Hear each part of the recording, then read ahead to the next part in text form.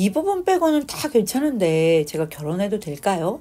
그가 가지는 사람에 대한 존중, 여성에 대한 태도, 이런 것들을 잘 파악해야 합니다. 약자에 대한 태도가 좋지 않다든지, 계산적으로 내가 이만큼 했으니까 넌 이만큼 해 라는 마인드는 크리스찬의 마인드는 아니죠. 자매님들, 이런 형제는 좀 피하셨으면 좋겠습니다.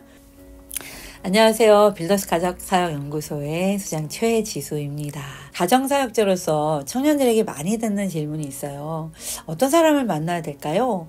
이 부분 빼고는 다 괜찮은데 제가 결혼해도 될까요? 제가 20년간 가정사역을 하면서 많은 사람들을 만나고 케이스를 봤잖아요. 우리 자매들이 이런 남자는 좀 피했으면 좋겠다 마음으로 이 콘텐츠를 준비해 봤습니다. 자매님들, 이런 형제는 좀 피하셨으면 좋겠습니다.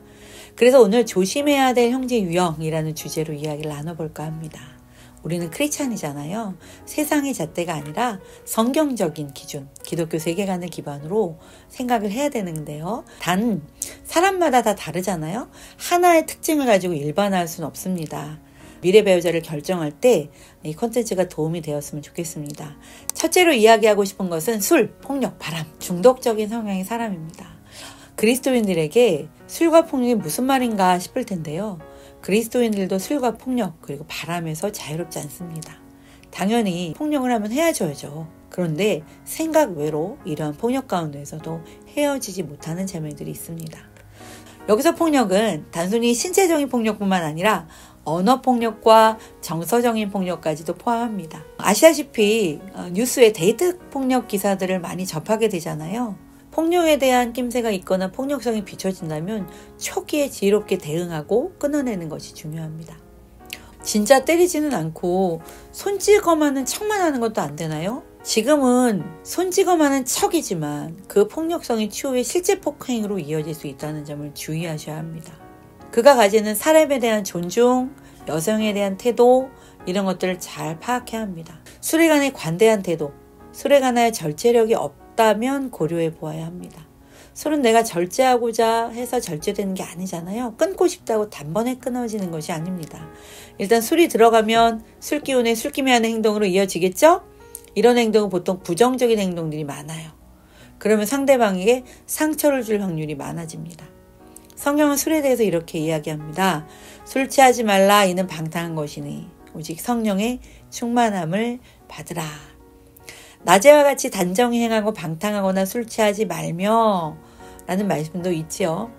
사고치지 않고 조용히 술만 마신다고 하더라도 술을 중독적으로 먹는 사람과는 그 이상의 관계를 맺는 것을 고려해 보아야 합니다. 또 하나는 바람이라고 표현했지만 여자 관계인데요. 만나는 사람이 자주 바뀌고 기분에 따라 태도가 자주 변하는 사람이 있습니다. 사랑에 대한 정의가 사실 다들 달라서 사랑을 만약 기분이나 감정에 따라 정의한다면 지속적이고 안정적이고 성장하는 관계로 이어지기가 힘이 들죠. 로맨틱한 사랑만을 추구하는 사람이 있어요. 그 로맨틱한 감정에만 매여서 그저 그 관계, 그 감정에만 몰두하는 경우가 위험합니다.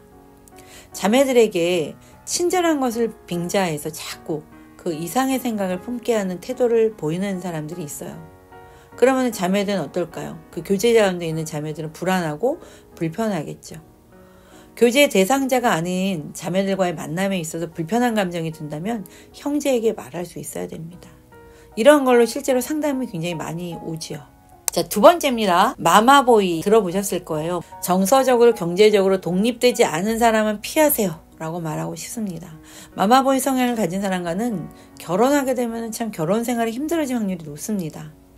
하나님께서 에베소서 말씀에 사람이 부모를 떠나 그 아내와 합하여 그들이 한 육체가 될지라고 하셨잖아요.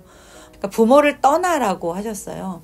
당연히 그 떠나라는 게 부모 말을 무시해라, 부모에게 효도하지 말아라 이런 건 아닙니다.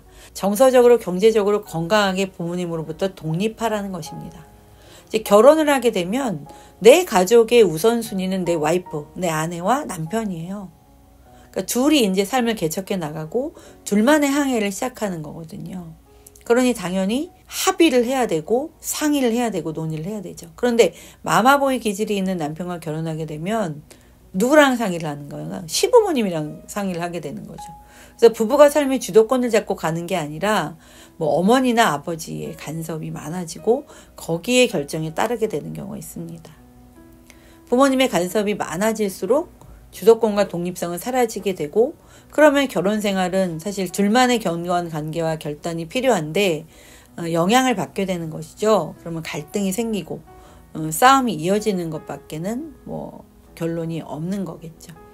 그렇기 때문에 교제하는 기간에요, 형제가 건강하게 독립하고 있는지 그 과정 중인지 파악하는 것이 굉장히 중요합니다.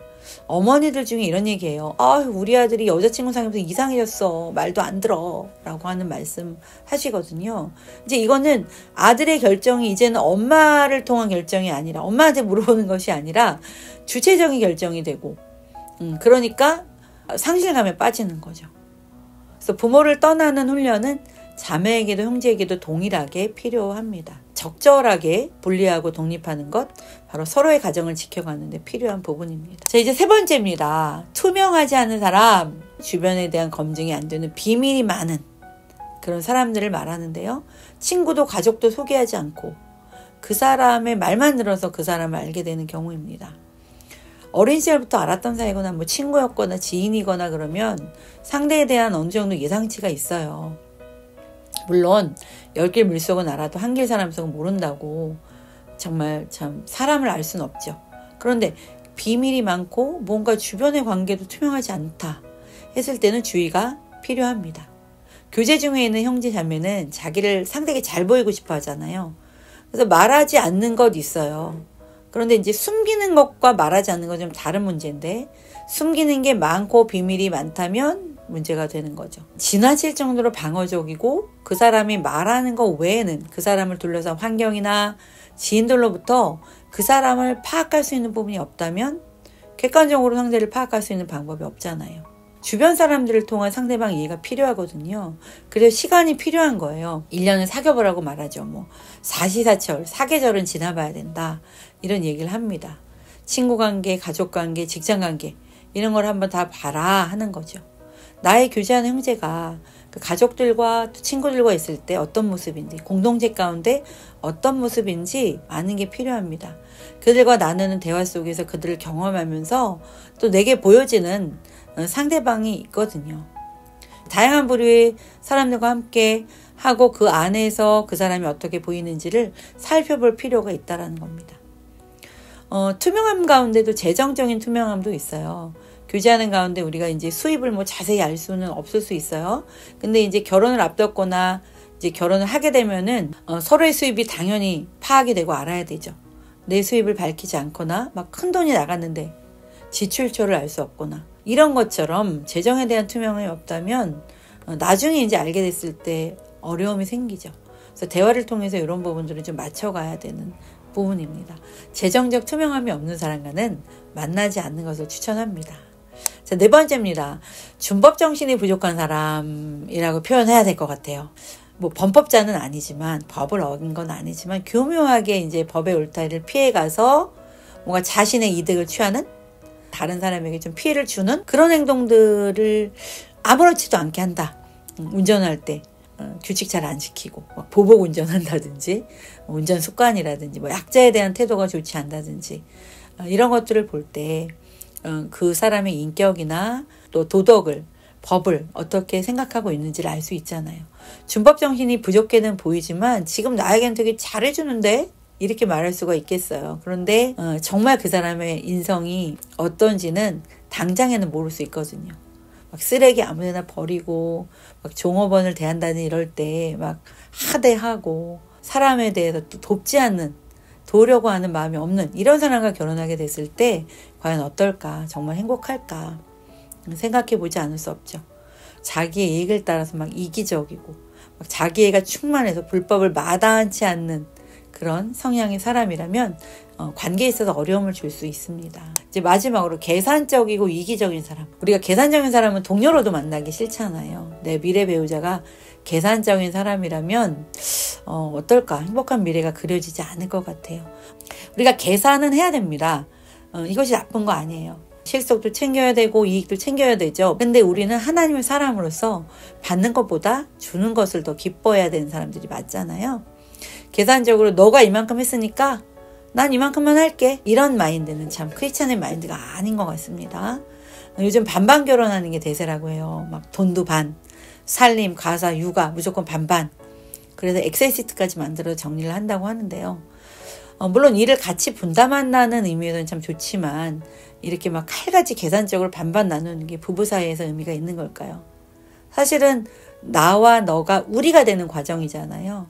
계산적이고 이기적인 마음보다는 내가 조금 더 희생하는 마음을 가지는 크리스찬의 마음으로 살아가야 될 것 같습니다. 또 그것을 알아주고 더 희생하고자 하는 미래의 배우자를 만난다면 그것이 바로 하나님이 보시기에 참 아름다운 부부가 아닐까 라는 생각이 들었습니다. 20년간 가정사역을 하면서 우리 자매들이 이런 남자는 피했으면 좋겠다 라는 마음으로 이야기를 나누어 보았습니다. 우리 자매들이 하나님께서 예비하신 미래 배우자를 잘 만날 수 있도록 또 잘 분별하고 판단할 수 있도록 짧게 기도하고 오늘 콘텐츠를 마무리하겠습니다. 기도하겠습니다. 하나님 아버지, 저희들이 사람을 함부로 판단하고 평가하고 정죄하는 일을 하지 않게 하시고 그러나 우리가 자세히 주의 깊게 살펴서 나와 맞는 사람인지 또 내가 그 사람에게 잘 맞춰가고 있는지 알 수 있도록 지혜를 허락하여 주시길 원합니다. 어려움을 겪고 있는 자매님들이 있다면 다시 한번 그 관계를 생각해 보게 하시고 그럼에도 불구하고 우리가 그리스도 안에서 성장하고 있사오니 우리가 건강하게 성장하고 발전하는 관계가 될 수 있도록 하나님 그 관계 가운데 역사하여 주옵소서. 하나님께서 아름다운 관계 또 회복의 관계를 인도하여 주시고 아름다운 결실을 맺을 수 있도록 축복하여 주옵소서. 예수 그리스도 이름으로 기도합니다. 아멘.